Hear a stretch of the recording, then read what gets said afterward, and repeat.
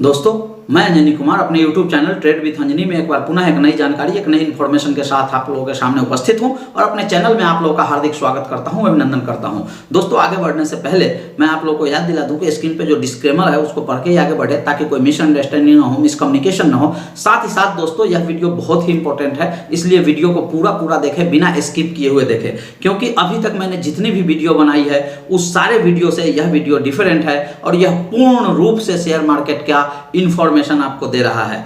चूंकि YouTube के comment box में एक हमारे व्यूअर ने कमेंट किया था कि पी के आधार पे उनको लगता है कि मैं सिर्फ पी के आधार पे शेयर प्राइस या इन्वेस्टमेंट का जो मैं वीडियो बनाता हूं वो उस पर डिसाइड करता हूं, तो इसीलिए मुझे लगा कि दर्शकों को यह बताना बहुत ज़रूरी है कि शेयर प्राइस किन किन फैक्टर पे डिपेंड करता है। और मैं जब कोई एनालिसिस करता हूं तो वो सारे फैक्टर्स को मैं देखता हूं और उसके बाद ही सलाह देता हूं। यही कारण है कि मेरे अभी तक के जितने भी वीडियो हैं उसमें मेरा भले ही फॉलोअर कम हो, फॉलोअर नहीं हो, यूट्यूब में चैनल अनसब्सक्राइब करता हो लोग, लेकिन परफॉर्मेंस में कहीं कोई प्रॉब्लम नहीं है।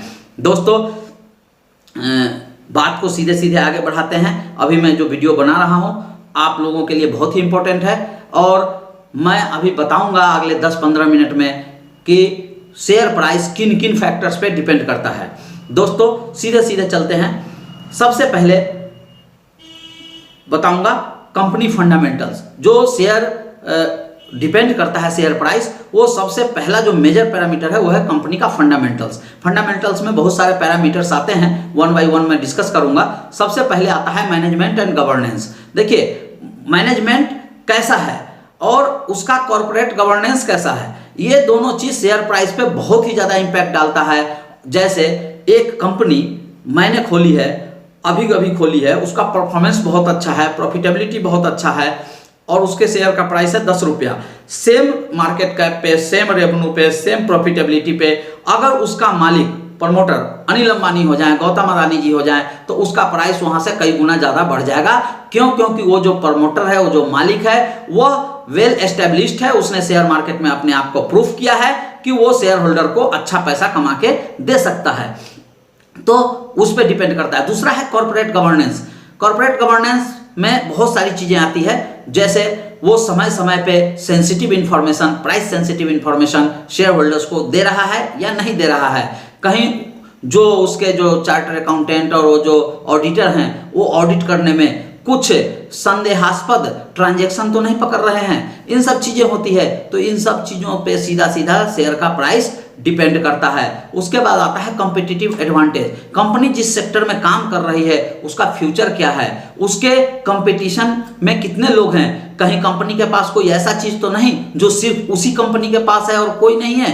तो इन सब चीजों के आधार पे भी कंपनी का प्राइस डिपेंड करता है। कंपनी जिस सेक्टर में काम करती है उसका फ्यूचर ग्रोथ कितना होने वाला है, कंपनी जिस सेगमेंट में काम करती है उसमें मार्जिन ऑफ प्रॉफिटेबिलिटी कितनी है, ये सभी चीज देखनी पड़ती है और इन सभी के आधार पे भी शेयर प्राइस डिपेंड करता है। अगला है कंपनी का एक्सपेंशन प्लान। कंपनी कोई एक्सपेंशन प्लान कर रही है या नहीं कर रही है, कर रही है तो उसका पैसा वो डेट में कितना ले रही है, उसके पास कैश में कितना पैसा है और वो जो पैसा कंपनी लेगी बैंक से, क्या उस पैसे को इफिशिएंटली वो मैनेज कर पाएगी, उसको रीपेमेंट कर पाएगी समय से। इन सब चीजों पे भी प्राइस डिपेंड करता है।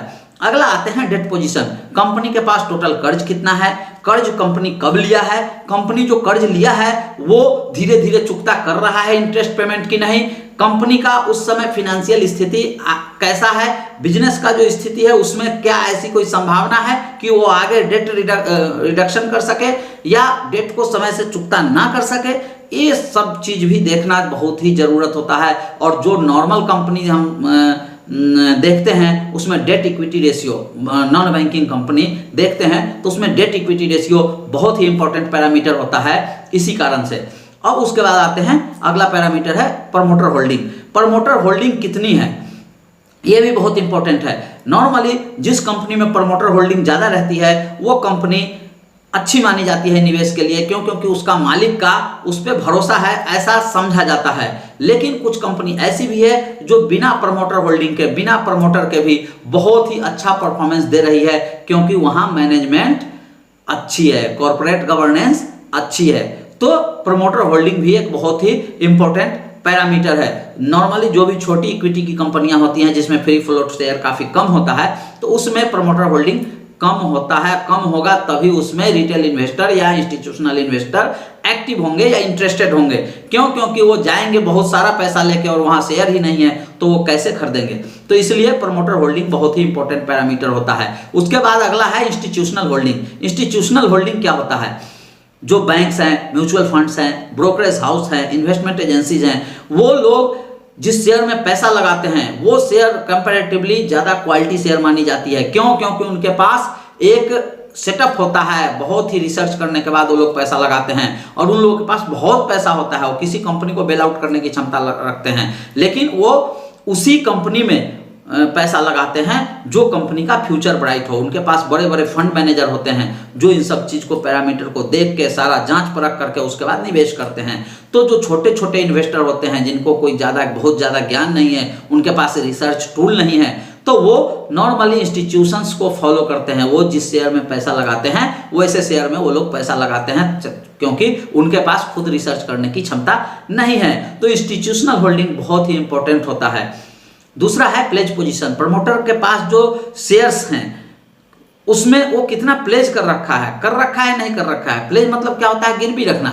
गिरवी कौन रखता है? जिसकी फाइनेंशियल स्थिति ठीक नहीं होती है। अगर प्रमोटर की फाइनेंशियल स्थिति ठीक नहीं है और उसने अपने शेयर को गिरवी रखा है, तो आप सोचिए कि अगर कंपनी में कुछ प्रॉब्लम्स आ जाएंगे तो वो प्रमोटर उसको कैसे संभाल पाएगा। मान लीजिए उस समय उसको कर्ज नहीं मिलता है तो वो नहीं संभाल पाएगा। लेकिन अगर प्रमोटर स्ट्रांग है, उसके पास पैसे हैं, प्रमोटर का कोई भी शेयर प्लेज नहीं है, कंपनी में कोई इशू आती है, कर्जा मिले या ना मिले, प्रमोटर अपना फंड इन्फ्यूज कर देगा प्रेफरेंशियल शेयर के माध्यम से और कंपनी को बेल आउट करके एस्टेब्लिश करके ले जाएगा और वो शेयर होल्डर के लिए बहुत ही अच्छा होगा। तो जो ये प्लेस कंडीशन है उसको बहुत ही सही से देखना जरूरी है। आपको बता दें कि बहुत सारी ये जो 2008 के बाद जो क्राइसिस हुई थी और अभी भी कुछ दिन से आप देखेंगे तो जितने कंपनियों के शेयर प्लेस थे उनका परफॉर्मेंस, शेयर प्राइस परफॉर्मेंस बहुत ही खराब रहा, क्योंकि लोगों ने, इन्वेस्टर्स ने उसको डिसलाइक किया और सब जो कुछ प्रमोटर थे जिन्होंने उसको रिवोक नहीं करा पाया, उनके शेयर जो जिनके पास प्लेस था उन्होंने मार्केट में बेच दिया। तो ऐसे शेयर प्राइस क्रैश हो गया। रिलायंस पावर भी उसका एक उदाहरण है। आगे बात करते हैं बुक वैल्यू। बुक वैल्यू भी कंपनी का बहुत इंपॉर्टेंट होता है, वो देखने वाली बात होती है, क्योंकि बुक वैल्यू जिसके पास ज़्यादा है, बुक वैल्यू जिसके पास स्ट्रांग रहता है, वो शेयर फ्यूचर में अच्छा करने की संभावना रहती है। जिसका बुक वैल्यू निगेटिव रहता है इसका मतलब वो continue company loss making company है। जिसका बुक वैल्यू पॉजिटिव रहता है, ज़्यादा रहता है, इसका मतलब company continue profit making company है और इससे भी शेयर को चूज करने में और शेयर प्राइस तय करने में आसानी होती है। उसके बाद आता है ये जितने भी पैरामीटर्स मैंने बताए हैं ये सारे लॉन्ग टर्म पैरामीटर्स हैं और जो इन्वेस्टर होते हैं वो इसी के आधार पे उसमें निवेश करते हैं। उसके बाद आ जाइए शॉर्ट टर्म पैरामीटर्स, जिसको टेक्निकल पैरामीटर्स भी कहते हैं। तो उसमें सबसे पहले आता है liquidity of share. Share market में कितना अवेलेबल है और उस हिसाब से डिमांड और सप्लाई क्या है। तो जो इलिक्विड शेयर होता है जिसमें आप इंस्टीट्यूशन कभी नहीं देखेंगे। क्यों? क्योंकि इंस्टीट्यूशंस बहुत लाए हैं आपके लिए एक नया 2 तरफा रेफरल प्रोग्राम। आप और आपके दोस्तों को ये प्रोग्राम बहुत पसंद आएगा। तो ये है क्या? हर कामयाब रेफरल के लिए आपको अपनी ब्रोकरेज पर 10% कैशबैक मिलेगा पूरे 30 दिन तक। आपको 10% लाइफ टाइम कमीशन भी मिलेगा अपनी रेफर दोस्त की ब्रोकरेज पर। दूसरे सक्सेसफुल रेफरल के साथ आपका 10% कमीशन 30 और दिन के लिए टॉप अप हो जाएगा। इससे आपको 10% कैशबैक पूरे 60 दिन तक मिलेगा। भूलिएगा नहीं, इसके ऊपर आपको हर कामयाब रेफरल के लिए 10% लाइफ टाइम कमीशन भी मिलेगा। है ना कमाल की बात? मगर इसमें 2 तरफा क्या है तो सुनिए। आपके रेफर दोस्त को भी 30 दिन तक के लिए 10% कैशबैक मिलेगा। इस 2 तरफा रेफरल प्रोग्राम में लाभ ही लाभ है। तो आज ही अपने दोस्तों को रेफर करें और जीवन भर पैसे कमाएं।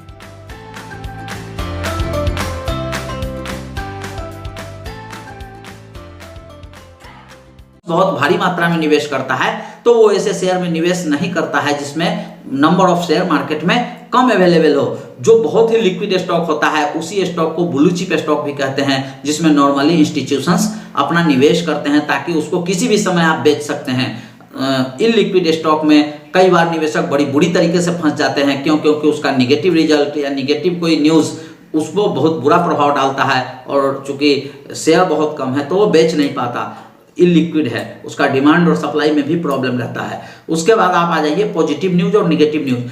पॉजिटिव न्यूज़ और निगेटिव न्यूज़ तो देखने में बहुत छोटा लगता है, लेकिन उसमें ये चीज़ इनबिल्ट है, उसमें अंडरस्टूड है कि वो जो पॉजिटिव न्यूज़ आ रही है वो लॉन्ग टर्म में प्रभाव करेगी या शॉर्ट टर्म में ही खत्म हो जाएगी। उसी तरीके से निगेटिव न्यूज़ में भी वाइस वर्सा है कि जो निगेटिव न्यूज़ आ रही है वो लॉन्ग टर्म तक इफेक्ट करेगी या शॉर्ट टर्म में इफेक्ट करेगी। ये दोनों चीज़ देखना जरूरी है। नॉर्मली आप लोग जानते हैं कि कोई भी पॉजिटिव न्यूज़ आती है तो शेयर प्राइस ऊपर की ओर जाता है, निगेटिव न्यूज़ आती है तो नीचे की ओर जाता है, और इन दोनों को आप इग्नोर नहीं कर सकते। और जिस समय न्यूज़ आती है उसी के समय आपको यह तय करना पड़ेगा कि यह न्यूज़ शॉर्ट टर्म के लिए है या लॉन्ग टर्म के लिए, उसी के हिसाब से आपको शेयर मार्केट में प्ले करना है। उसके बाद आता है charts and pattern. Charts and pattern आप सभी लोग जानते हैं कि जितने भी ट्रेडर्स होते हैं वो टेक्निकल चार्ट के आधार पर ही ट्रेडिंग करते हैं, और ट्रेडिंग के बहुत सारे टूल्स मौजूद हैं, बहुत सारे चार्टिंग सॉफ्टवेयर मौजूद हैं, जिसके आधार पे लोग चार्ट देख के ये तय करता है कि इसमें प्राइस ऊपर जाने वाला है, नीचे जा रहा है। नॉर्मली इसमें जो यूज होता है वो प्राइस और वॉल्यूम को मिला के चार्ट बनाया जाता है, वॉल्यूम कितना है और उसका प्राइस मूवमेंट उस हिसाब से कितना है। अगर कोई भारी वॉल्यूम के साथ शेयर नीचे की ओर गिरता है तो माना जाता है कि यह इसका टेक्निकल्स वीक है और यह शेयर नीचे की ओर जाएगा। अगर भारी वॉल्यूम के साथ कोई शेयर ऊपर की ओर जाता है तो उसका टेक्निकल्स बहुत स्ट्रांग माना जाता है और वो ऊपर की ओर जाएगा, ऐसा माना जाता है। अब आ जाइए वॉल्यूम और डिलीवरी। शेयर में जो ट्रेडिंग होती है, अगर कोई शेयर में नॉर्मली वॉल्यूम बढ़ना शुरू हो जाता है तो आप मान के चलिए कि उसमें कुछ भी पॉजिटिव या निगेटिव होने वाला है। उसी तरीके से अगर कोई शेयर में डिलीवरी पोजीशन काफ़ी ज़्यादा है तो आप समझते हैं कि जो शेयर प्राइस है भविष्य में बहुत ही इंप्रूव करने वाला है, कंपनी का परफॉर्मेंस बहुत अच्छा होने वाला है, क्योंकि जो निवेशक हैं वो लॉन्ग टाइम के लिए निवेश कर रहे हैं। अगर डिलीवरी पोजीशन कम है तो आपको पता होना चाहिए कि इसका मतलब है कि उसमें ट्रेडिंग ज़्यादा हो रहा है, लोग जो है शॉर्ट टर्म व्यू से उसमें निवेश कर रहे हैं या ट्रेडिंग कर रहे हैं, लॉन्ग टर्म के लिए नहीं कर रहे हैं, तो इसका भी बहुत ही मेजर इम्पैक्ट पड़ता है। उसके बाद आता है पी भी शॉर्ट टर्म टेक्निकल पैरामीटर्स में आता है। क्योंकि जो खर्चे होते हैं कंपनी के वो क्वार्टर टू क्वार्टर चेंज होते रहते हैं। किसी क्वार्टर में किसी कारण से ज़्यादा खर्चा है, किसी क्वार्टर में किसी कारण से कम खर्चा है, तो उसके हिसाब से उनका पी चेंज होते रहता है। कभी कभी किसी क्वार्टर में उनको एक्सपेंशन करना होता है, कोरोना जैसे क्षेत्र में मान लीजिए उनको सैनिटाइजर मशीन लगाना है, मास्क फ्री में देना है, फ्री में वैक्सीनेशन देना है, स्टाफ के लिए गाड़ी की व्यवस्था करना है, क्वारंटाइन सेंटर की व्यवस्था करना है। इन तरीके की जो शॉर्ट टर्म्स ऑब्लिगेशंस होते हैं उनको पूरा करने के लिए उनका खर्च बढ़ जाता है, तो उसके हिसाब से पी गिर जाता है, बढ़ जाता है। तो पी वो पैसा होता है जो एक्चुअल में जो बचता है कंपनी के पास, सब कुछ सारे ऑब्लिगेशन पूरे करने के बाद वो शेयर होल्डर का पैसा होता है, तो उसको आप इग्नोर नहीं कर सकते। जिसका पी जितना कम होगा वो उतना चीपर स्टॉक माना जाता है, जिसका पी ज़्यादा होता है वो एक्सपेंसिव स्टॉक माना जाता है। लेकिन सिर्फ पी के आधार पे कभी भी शेयर प्राइस तय नहीं होता है, क्योंकि मैंने जितने भी पैरामीटर्स बताए हैं उन सब चीज़ों का भी ध्यान रखना जरूरी होता है। उसके बाद अगले पैरामीटर्स में आइए, micro and micro economy parameter को भी आप इग्नोर नहीं कर सकते। सबसे पहले लीजिए socio political stability. Socio political stability, जिस देश में गवर्नमेंट स्टेबल रहता है, उस जहाँ पे दंगे नहीं होते, फसाद नहीं होते, उस वहाँ का शेयर मार्केट जो होता है स्टेबल होता है और अच्छा परफॉर्म करता है। क्योंकि उसको एक क्लियर व्यू होता है कि गवर्नमेंट की पॉलिसी क्या है, किस टाइप के लोग गवर्नमेंट में बैठे हैं, उनका व्यू क्या है, उसके हिसाब से शेयर मार्केट मूव करता है। लेकिन जहाँ पे गवर्नमेंट स्टेबल नहीं रहता है वहाँ पे शेयर मार्केट भी स्टेबल नहीं रहता है और उसमें निवेशकों को काफ़ी नुकसान होता है। उसके बाद आ जाइए गवर्नमेंट पॉलिसी। जो गवर्नमेंट बैठी है उसका पॉलिसी कैसा है, किस सेक्टर के लिए फेवरेबल है, किस सेक्टर के लिए निगेटिव है, इसके देखे बगैर आप किसी शेयर में निवेश नहीं कर सकते हैं। और ये अगर आपने गलती करी है तो इसमें आपको भारी नुकसान हो सकता है। जैसे मोदी जी की गवर्नमेंट है तो इनका क्लियर व्यू है कि हम इलेक्ट्रिक व्हीकल पे, जैसा कि मोदी जी का गवर्नमेंट है इसमें क्लियर व्यू है कि वे नॉन कोल बेस्ड अर्थात जो रिन्यूएबल एनर्जी है उस पर ज़्यादा फोकस है, तो उस तरीके का जो कंपनी होगा वो ज़्यादा ग्रो करेगा। इन्होंने ब्लैक मनी पे बहुत ही स्ट्रिक्ट एक्शन लिया जिसके कारण रियल एस्टेट में निगेटिव व्यू हो गया।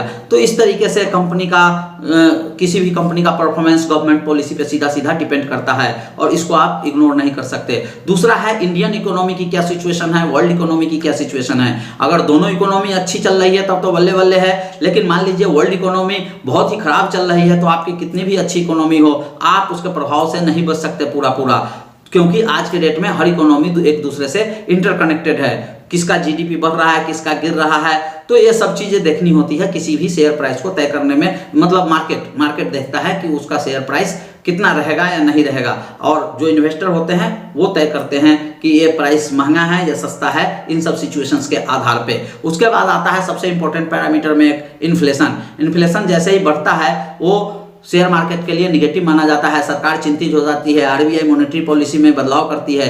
क्यों? क्योंकि इन्फ्लेशन बढ़ने से जो जनता होता है उसकी परचेजिंग कैपेसिटी कम जाती है। परचेजिंग कैपेसिटी कमने का मतलब है कि उनके सेविंग्स कम जाते हैं। जब सेविंग्स कम जाते हैं तो निश्चित रूप से शेयर मार्केट में निवेश कहाँ से करेंगे या कम करेंगे, तो इसका सीधा सीधा निगेटिव इंपैक्ट शेयर मार्केट पर पड़ता है और शेयर मार्केट भी नीचे गिरना शुरू हो जाता है। उसके बाद आ जाइए कि other investment tool, economy situation के हिसाब से लोग अदर टूल्स में भी निवेश करते हैं, जैसे गोल्ड में, सिल्वर में, लैंड में, रियल एस्टेट में, कमोडिटी में। तो इस तरीके से आपको ये देखना पड़ेगा कि इसको भी आप इग्नोर नहीं कर सकते। जिस समय आप शेयर मार्केट के लिए फेवरेबल हैं, शेयर मार्केट में निवेश करिएगा। जिस समय सोना चांदी में ज़्यादा प्रॉफिट होने वाला है उस समय आप सोना चांदी में निवेश करिएगा। ये इस तरीके का लोगों का व्यू रहता है। और सबसे इंपॉर्टेंट पैरामीटर्स में एक आता है ह्यूमन सेंटिमेंट। ह्यूमन सेंटिमेंट किस चीज़ पे तय होता है? ह्यूमन सेंटिमेंट एक ही न्यूज़ को अलग अलग लोग अलग अलग तरीके से व्याख्या करते हैं। किसी व्यक्ति को पॉजिटिव लगता है, किसी व्यक्ति को निगेटिव लगता है। और दूसरा जो सबसे इंपॉर्टेंट है, न्यूज जो है एसिमेट्री, एक ही न्यूज सब जगह अवेलेबल नहीं है, किसी को पता है किसी को नहीं पता है, तो उस पर भी इसका डिपेंड करता है प्राइस मूवमेंट। और ये सब चीज का जो एक कॉमन है वो है डिमांड एंड सप्लाई। इन सारे पैरामीटर्स को इंक्लूड करके तब किसी शेयर का डिमांड और सप्लाई बनता है। अर्थात इन सारे पैरामीटर्स के आधार पे कंपनी अच्छी है तो उसकी डिमांड बढ़ जाएगी, सप्लाई कम जाएगी, शेयर प्राइस ऊपर की ओर भागने लगेगा। इन सारे पैरामीटर्स को लेके उस कंपनी का परफॉर्मेंस खराब होने वाला है, रेटिंग डाउन हो गया तो सप्लाई बढ़ जाएगी, डिमांड कम जाएगा, शेयर प्राइस डाउन होने लगेगा। इस तरीके से ये शेयर प्राइस इतने फैक्टर्स पे डिपेंड करता है। दोस्तों वीडियो लंबी हो चुकी है, इसीलिए मैंने आज अपना कोई व्यू नहीं दिया है, अपने बारे में कुछ बात नहीं किया है। तो दोस्तों अगर वीडियो अच्छी लगी हो तो इसको ज़्यादा से ज़्यादा शेयर, लाइक और कमेंट जरूर करिएगा। जो लोग नए निवेशक हैं उनके लिए डिस्क्रिप्शन बॉक्स में एलाइस ब्लू का लिंक दिया हुआ है, उसमें अपना डीमेट अकाउंट खोल के आप मेरे से जुड़ सकते हैं और 1 साल तक आप मेरा सहयोग प्राप्त कर सकते हैं बिल्कुल मुफ्त। इसी के साथ मैं अंजनी कुमार आप लोगों से विदा लेता हूं, फिर अगले वीडियो मिलता हूं, तब तक के लिए नमस्कार।